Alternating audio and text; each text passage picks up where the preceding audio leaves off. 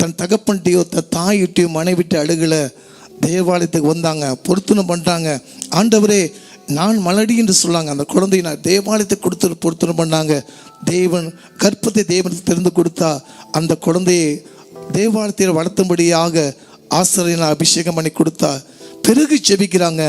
கர்த்தர் 3 மகனையும் 2 பெண் பிள்ளையோ 5 பிள்ளைகளை கர்த்தர் கொடுத்தார். ஒன்று கேட்ட கர்த்தர் 6 பிள்ளைகளை தேவனை கொடுத்தார். அந்த பொருத்தனுடைய ஜெபம் செய்து பாருங்கள். ஆனால் செஞ்சுட்டு நம்ம செய்யாமல் இருக்கா, அதுதான் சாபம்.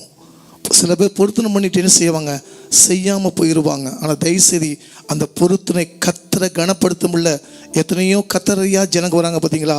நீங்கள் சபையில் சாட்சி சொல்லும் போது கத்தர் இப்படி செய்வாரா, இது மூலமாக தேவனுக்கு மகிமை உண்டாக, அந்த ஆலயத்துக்கு மகிமை உண்டாக, கத்தர் அறியாத ஜனங்களும் என்ன செய்வாங்க, இந்த விண்ணப்பத்தை தேவன் செய்து கொடுப்பார்.